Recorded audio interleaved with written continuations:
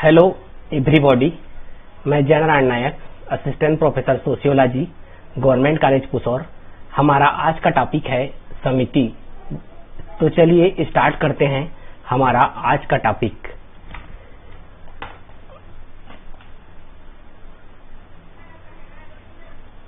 सबसे पहले देखते हैं समिति का अर्थ। मनुष्य की इच्छाएं असीमित होती हैं। उन इच्छाओं को पूरा करने के लिए व्यक्ति जो है पहला रास्ता यह अपना सकता है कि वह अपने शक्ति के माध्यम से दुर्बल वर्ग को के हितों को कुचल दे और अपनी इच्छाओं की पूर्ति कर ले। तो इस अवस्था में जो है दुर्बल वर्ग का अहित होगा और जो है इस ऐसी स्थिति में मनुष्य जो है बर्बर समाज वाली अवस्था में पहुंच जाएगा। दूसरा रास्ता है आवश्यकताओं की पूर्ति करने के लिए कि वह अपनी सारी आवश्यकताओं की पूर्ति अकेला स्वयं ही कर ले, जो कि आज के विशेषीकरण वाले युग में संभव नहीं है। और तीसरा रास्ता है कि वह लोगों के साथ मिलकर कार्य करे और अपनी आवश्यकताओं की पूर्ति करे। तो इस तीसरे रास्ते की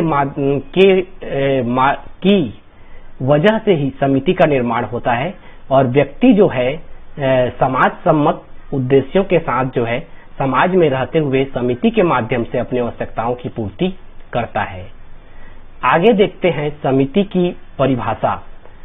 बोगार्ट्स एक प्रसिद्ध समाजशास्त्री हैं। उन्होंने कहा कि जो है समिति प्रायः कुछ उद्देश्यों की प्राप्ति करने के लिए कार्य करने को कहते हैं।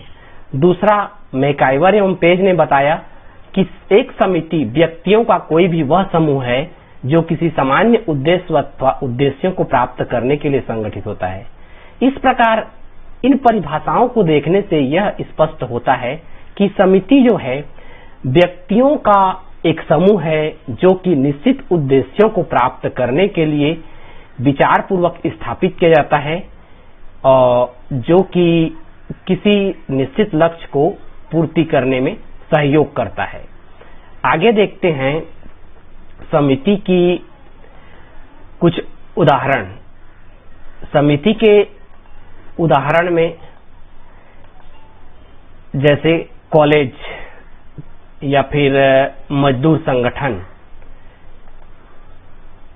कॉलेज जैसे एक समिति का उदाहरण है, मजदूर संगठन है, सहकारी समिति है या फिर महिला संगठन है या फिर साहित्य परिषद। ये सब जो हैं समिति के उदाहरण है जो किसी न किसी एक उद्देश्य को लेकर स्थापित किए गए हैं और जो कि एक नियमों पर आधारित होते हैं। आगे देखते हैं समिति की विशेषताएं। समिति की विशेषता में जैसे पहला आता है व्यक्तियों का समूह। समिति के लिए व्यक्तियों का समूह का होना जो है आवश्यक है। बिना व्यक्तियों के समूह के जो है समिति नहीं हो सकती। दूसरा है निश्चित लक्ष्य। प्रत्येक समिति का एक निश्चित लक्ष्य होता है। जैसे महाविद्यालय में छात्र संघर्ष समिति होती है, वो कुछ छात्रों के कुछ हित या फिर निश्चित लक्ष्य को प्राप्त करने के लिए बनाई जाती है। दूसरा है विचार पूर्वक स्थापना। समिति की स्थापना एक नियोजित प्रयास के तहत होती है। समिति को जो है विचार पूर्वक स्थापित किया जाता है। यह समुदाय की तरह जो है समिति का विकास स्वतः नहीं होता है। अगला है एक निश्चित संगठन। प्रत्येक समिति का एक निश्चित संगठन होता है। उस संगठन के नियमों के आधार पर जो है समिति कार्य करती है। अगला है नियमों पर आधारित। प्रत्येक समिति के कुछ न कुछ नियम होते हैं जो कि लिखित भी हो सकते हैं और अलिखित भी हो सकते हैं। उन लिखित या अलिखित नियमों के आधार पर जो है समिति जो है चलती है। आगे देखते हैं समिति की और अन्य विशेषताएं। जैसे अगला है ऐच्छिक सदस्यता। समिति की सदस्यता जो होती है वह ऐच्छिक होती है। व्यक्ति किसी समिति का सदस्य बनना चाहता है तो बन जाता है, यदि नहीं बनना चाहे तो नहीं बन सकता है। जैसे एक उदाहरण के स्वरूप यदि कहीं पर दुर्गा पूजन समिति बनाई जा रही है तो उसमें जो व्यक्ति चाहेगा उस समिति का सदस्य बन सकता है और यदि उसको इच्छा नहीं है तो वो उस समिति में शामिल नहीं भी हो सकता है। आगे है अस्थायी प्रकृति। समिति की प्रकृति अस्थायी होती है। जैसे महाविद्यालय में छात्र संघर्ष समिति होती है, उसका कुछ उद्देश्य या लक्ष्य होता है, उस लक्ष्य को प्राप्त कर लेने के पश्चात जो है महाविद्यालय संघर्ष समिति को जो है समाप्त कर दिया जाता है। तो इस तरीके से समिति की प्रकृति अस्थायी होती है। समिति की अगली विशेषता है औपचारिक संबंध। प्रत्येक मनुष्य अपनी आवश्यकताओं की पूर्ति के लिए बहुत सारे समितियों का सदस्य होता है, इसलिए समिति के सदस्यों के साथ उसका घनिष्ठ संबंध जो है नहीं होता। इस कारण जो है समिति के लोगों के बीच जो संबंध पाया जाता है वह जो है औपचारिक होता है। अगला है साध्य न होकर साधन। समिति व्यक्ति का लक्ष्य नहीं होता है, बल्कि लक्ष्य को प्राप्त करने का एक साधन होता है। जैसे व्यक्ति क्लब जाता है तो वहां पर क्लब जाना व्यक्ति का उद्देश्य नहीं है, बल्कि उसका जो क्लब व्यक्ति का उद्देश्य नहीं है या है ना, लक्ष्य नहीं है, बल्कि उसका उद्देश्य क्या है, मनोरंजन प्राप्त करना। इस तरीके से जो है समिति साध्य न होकर एक साधन होती है। आगे है हम की भावना।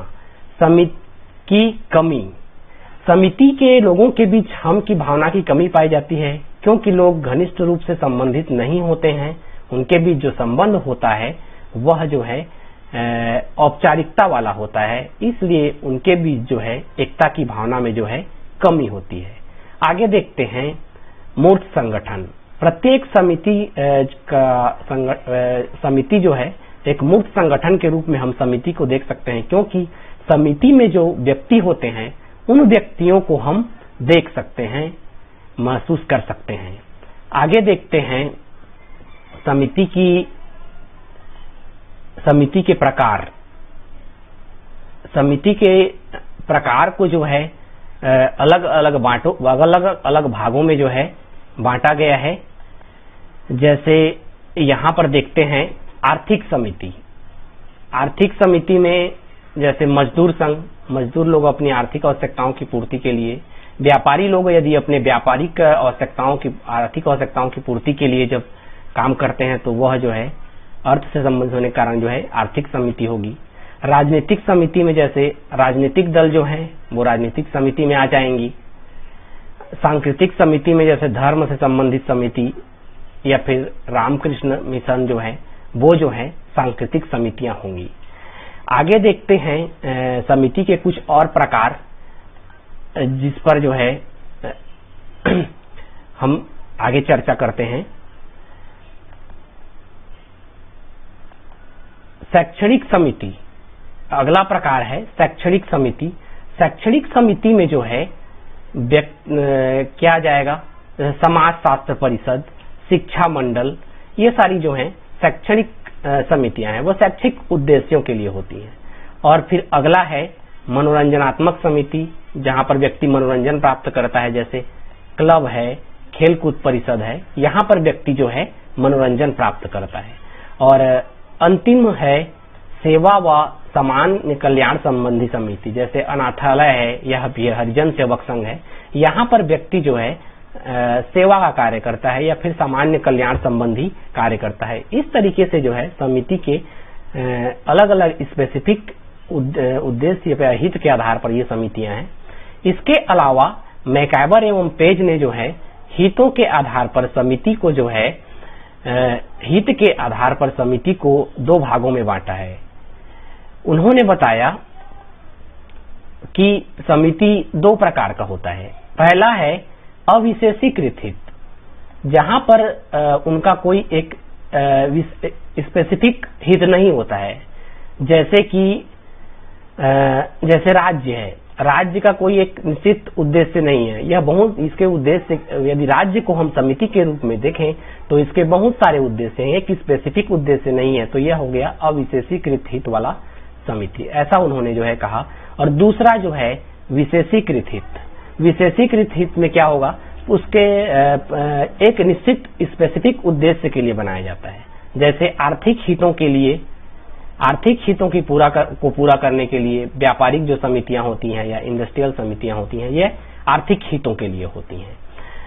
आगे देखते हैं और कुछ प्रकार जिससे जो है यह और जो है क्लियर हो जाएगा। जैसे राजनीतिक हित के लिए नगर पालिका या फिर प्रचारवादी समूह जो होते हैं वो इसमें आते हैं। प्रचारवादी समूह का अपना जो काम होता है वह राजनीतिक हित के तहत आता है। और आगे देखते हैं शैक्षणिक हित वाली समितियां। शैक्षणिक हित के लिए जैसे स्कूल है, महाविद्यालय है, विश्वविद्यालय है, इनका उद्देश्य जो है शैक्षणिक होता है, शैक्षणिक उद्देश्यों को पूर्ति के लिए होता है। यह भी एक स्पेसिफिक उद्देश्य है शैक्षणिक हित के लिए।